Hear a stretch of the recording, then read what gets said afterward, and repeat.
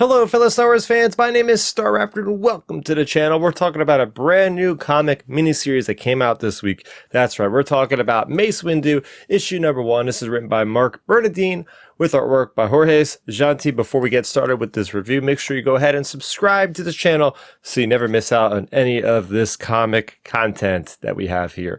So getting into it, this is a story that is set pre the Phantom Menace.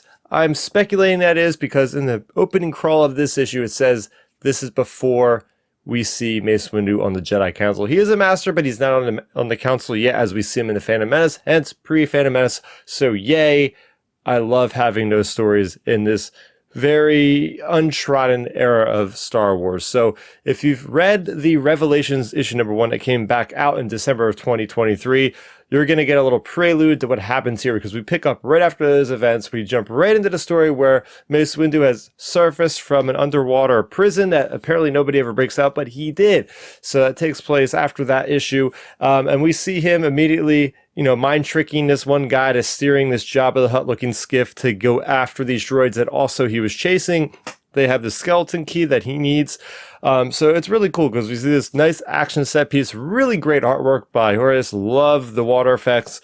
And we get to see Mace Windu using the Force to speed along the skiff a little faster. He accomplishes that mission. He goes back to the Jedi Council, or back to Coruscant Jedi Temple. He's talking with Yoda. Yoda gives him another mission. He's giving this mission to go after this coaxium ultra or something like that, which is basically this souped up coaxium. We know that from Solo. It's this hyperspace consumable item to make you go through hyperspace, whatever.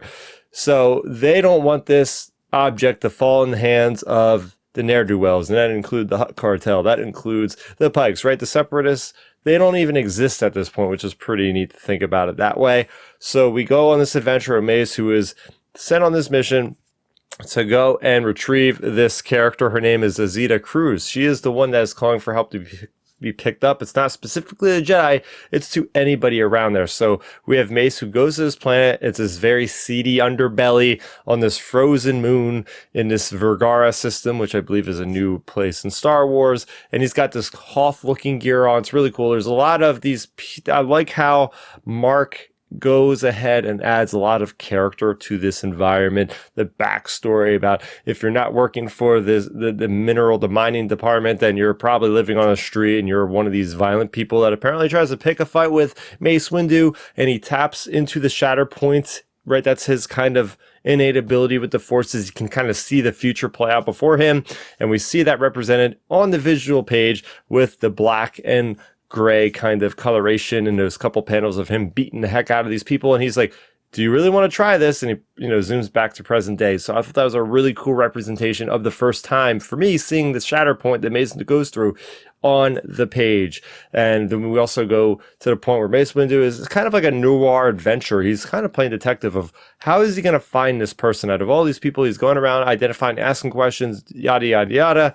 Eventually tracks down the character, and it gets into a chase. He's running. She gets taken down or captured by these, they say they are the guard. I don't know if they legit are. And that's when Mace Windu steps in. He kind of whacks all their blasters down, and it looks like he even cuts them, like 3 of them in a row. I don't know if they got bisected or what, but it's pretty awesome stuff. And Mace Windu's like, I'm a Jedi. I'm here to answer your call. And that's how we end the issue. So very strong first outing in this issue 1 of 4 of this miniseries. Very strong start.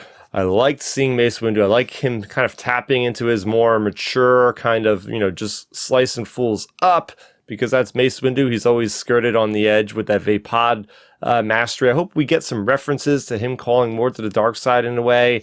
Vapod, I hope that's mentioned. I hope the shatter point, we get a little bit more out of that.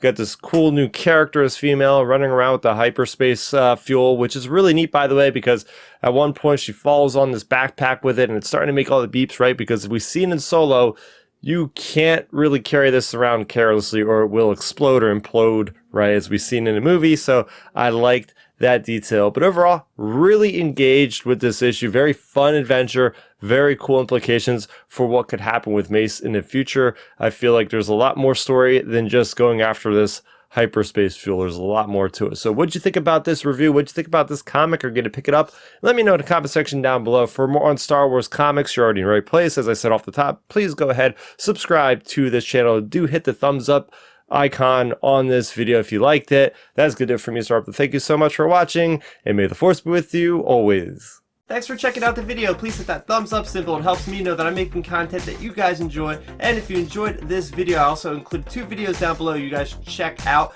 And please consider subscribing to this channel. It helps support me, and it notifies you guys of when I get new videos up on the channel. You can also contact me on Twitter, Facebook, and Instagram at Starrapter.